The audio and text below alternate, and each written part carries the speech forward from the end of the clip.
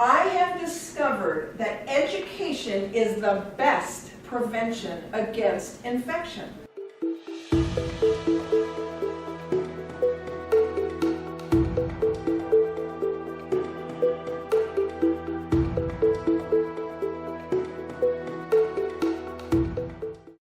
Used to be very geek-oriented. I used to talk about computers in a very technical manner. And today I'm going to tell you a story. It isn't the Three Bears, but I thought most of you would recognize that. Mine is called The Three Doors. Imagine for a moment you're in a suburb of Southern California, and there are three houses. And the first homeowner comes home from work exhausted, worked all day. She stopped by the grocery store so that she could have some groceries in the house. She walked in the door, walked straight to her kitchen, put her groceries away, and then she eyed the easy chair. Oh, I'll sit down for just a moment. Next thing she knew, she woke up, it's the middle of the night, and there is the front door standing wide open. Homeowner number two, he comes home from work, he's all excited. He stopped at Home Depot. He went to get some shelf brackets for a bookshelf that he's building for his mother's birthday. He heads straight to his garage to see if these shelf brackets work, and he gets involved in his project. Next thing he does, he looks at his watch and he goes, oh, it's 10:30, I have got to get to bed. Now when he walked in the door, he kicked the door behind him, shut it, and went straight to the garage. But what he didn't do is he didn't lock it. So when he went to bed, he didn't remember to go down and lock the door. Homeowner number three, now she is security conscious. She not only has a deadbolt, but she's got one of those keypads on her door, so she doesn't have to fumble with her key in the lock. She's also got an alarm. So she comes home from work, she turns around and she throws the deadbolt. She locks the door, and before she goes to bed, she sets the alarm. All is well, right? Help! Help me, please help me! No. Homeowner number three is awakened in the middle of the night with the screams of a young woman on her porch. She wakes up, she looks out her peephole, because she knows better than to just open the door, and she sees a frail young girl crying and miserable on her porch. So she opens the door, but it's not a frail young girl. And what happens next is three men rush past that girl and begin to rob the third homeowner. Tell me this. Which of these three homes was the safest to start? Was it number one? No. Not at all. Number two, well, the door wasn't locked. No. Number three was safe until she opened the door. Well, here's what I want to tell you. Your computer at your house is exactly like one of those three doors. You either have absolutely no security on it to stop any kind of infection, and we're going to talk about that in a minute, or when you bought the computer, you signed up for the security that it came with for the trial. When the trial ended, you didn't re-up it, or you did re-up it, but you're a little negligent to update the virus definitions. Or maybe you're like homeowner number three, and you've got every best software on the market on your computer, protecting your computer from every invasion possible. But you, like homeowner number three, if you get a window like this up on your computer screen and you say yes too fast, you can have a situation like I was in. Last year, I was working on a client's laptop at her salon. And she was busy and she was talking to me. I was a bit distracted. But all I was doing was system maintenance. I didn't know she had an infection. So up pops this window that says Adobe Reader needs to be updated. Well, I know this client, and she doesn't update her computer. I know that because I've worked on her computer before. So I click yes. I click on a box like this that says okay, and within seconds, and I'm telling you, count them, 5 seconds, her entire computer has been attacked. Avast is popping up warning me it stopped something, but by then it's too late. Because anti-malware and antivirus software, it behaves according to the cues you give it.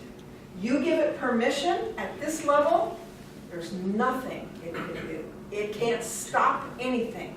It'll stop it after it gets active, but in her situation, I had to pull off all her data, completely erase her hard drive, put her software back on, and then reinstall her data.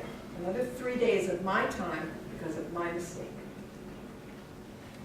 I have discovered that education is the best prevention against infection. Now, what do I mean by that? It means if I tell you what you can do to prevent it, if I tell you how to look through the people, you won't get infected at all. Because you'll know what to look for, and you'll know the symptoms before they get to be too bad.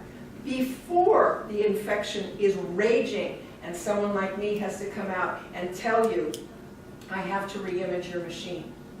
Now I want to pause here for just a moment and give you a little bit of an aside. I'm an individual that services individual people's computers, and I have noticed in the past that a lot of my clients are coming to me way after they've already taken their computer to a major store like Best Buy or Costco or one of those places that has somebody on staff. Staples has some. And they come to me because they have said that that company gave them their computer back, but all their data was gone.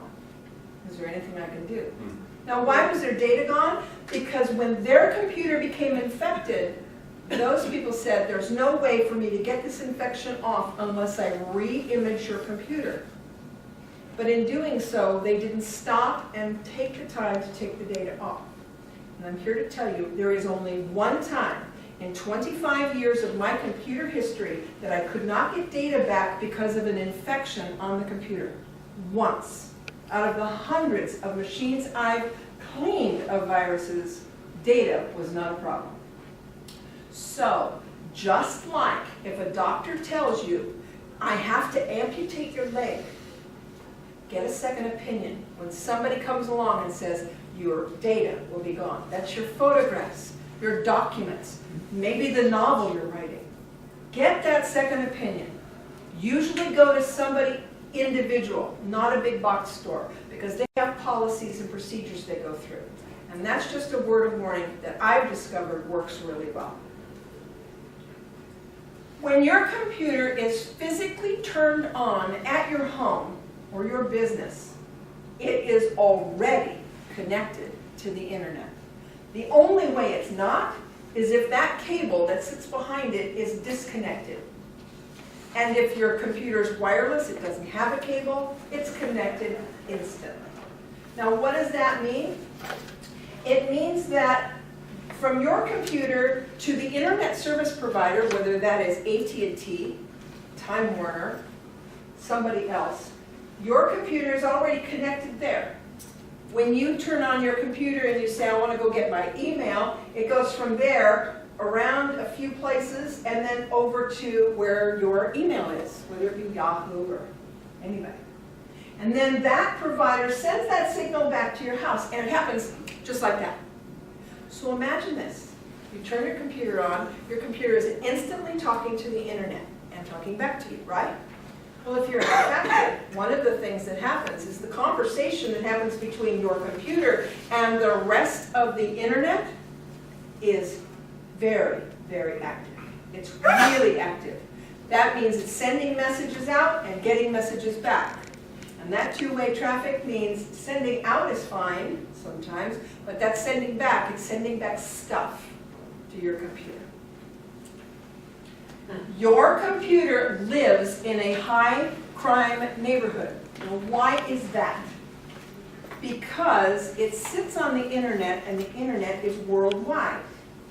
And the World Wide Web contains people, thieves, that all they want to do is access your email address, your password, so they can get into your email, change your password, change the password at your bank, and start removing funds. That is the end product of the infection that is commonly known as malware. In 1984, when I started working in computers, all we had was a virus. One of them was the Melissa virus, one of them was the Michelangelo virus. They were triggered by either time or some activity. Malware wasn't around. But what happened was viruses were built for notoriety. People wanted to say, hey, I infected 1 million machines.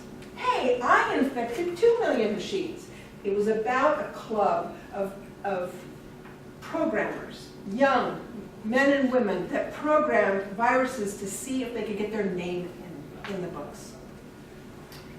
Well, malware is not for that. It takes less time for a thief across the world to get your ID and money out of your bank than it does for a thief on the streets of New York to steal your wallet. So, while your computer's connected, that's what it's connected to. And that is this much. And this is back in like 2005. This is off of Wikipedia. Every one of those little lines, this is a blow-up of one little segment. Every one of those little lines is connected to a single computer that's talking to another computer. And that web of information that you see there, it's just a very small piece. And now the internet is huge. It's probably 100 times that size. So how can you protect yourself? How can you keep your ID and your data and your stuff from getting infected? It's really very, very easy. There's system software, there's email spam blockers, there's firewall software, there's hardware, and then the most important component, there's you. And this is what we're going to talk about today. You are the best protection against any infection out there. I don't care what it is. All you have to do is know what to watch for and trust your instincts that you're right, that you know.